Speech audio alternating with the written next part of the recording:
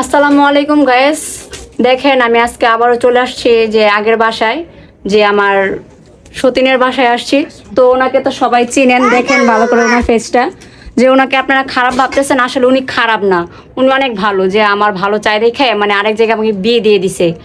আমি যদি এই সংসারে থাকতাম তাহলে অনেক কষ্টে থাকতাম, যে আমার স্বামী ভালো করে ইনকাম করতে পারে না, আমাদেরকে ভালো করে খাওয়াই দাওয়াই পড়াইতে পারতো না। আমার মেয়েটারও দেখেন কি অবস্থা, শুকায় কি হয়েছে। আমার অবস্থাও দেখেন, আমি টেনশন করতে করতে মানে অনেক হয়ে গেছি, শুকায় গেছি। আমার খাওয়ার দিত না, আমার পোশাক আশাক দিত না, যার জন্য আমি গ্রাম থেকে শহরে চলে আসছিলাম। এর জন্য যখন আমার সতীনকে দেখি তখন আমি সহ্য করতে পারি নাই। তো আমার সতীন অনেক ভালো আছে, যে আমাকে আরেকটা জায়গায় বিয়ে দিয়ে দিছে।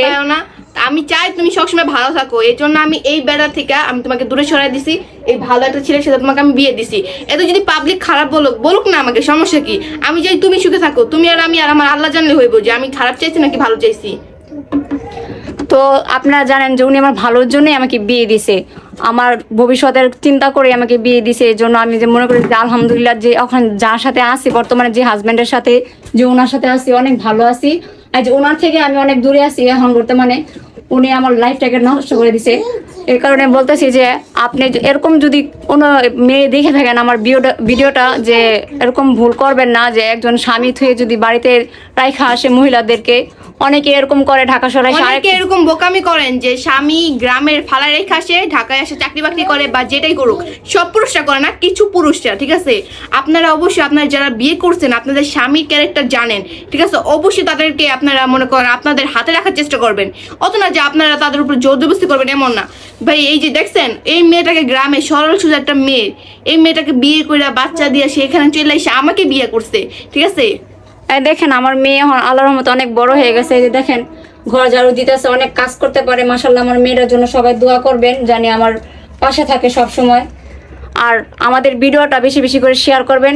আমরা আর এই মেয়েটার মুখের দিকে তাকাইলে আর মানে এত মায়া এই মেয়েটার মুখে দিছে আল্লাহ। এরকম ঘরে যে একটা মানে সুন্দর সন্তান দিছে, এটা আল্লাহর কাছে লাখ লাখ শুকরিয়া। আর এই ভাইয়াটাকে অনেক অনেক ধন্যবাদ যে তোমাকে বিয়ে কইরা এত এখন ভাইয়াটা চাকরি নাই, ইনশাল্লাহ ভাইয়াটা ভালো চাকরি করে, ভাই অনেক ভালো পড়াশোনা করছে, ঠিক আছে? তো ভাইয়া আপনি আমার এই বোনদারে সবসময় দেখে রাখেন, ঠিক আছে? এই যে আপনার হাতে উঠাই দিলাম, আপনার খেয়াল রাখেন, এই মায়ের খেয়াল রাখেন আপনি, ঠিক আছে? নিজের মাইয়া মনে করে আদর করে রাখেন। মায়ের এখন কষ্ট দিয়েন না, কারণ এই বেড়া তো আয় পড়ছে, নিজে জন্ম দিছে, নিজে ফলে রেখে পড়ছে। কিন্তু আপনি দেখেন জন্ম না দিয়ে যে বাপ হওয়া যায়। এই বেটা আবার দাঁত কালাই কে রে?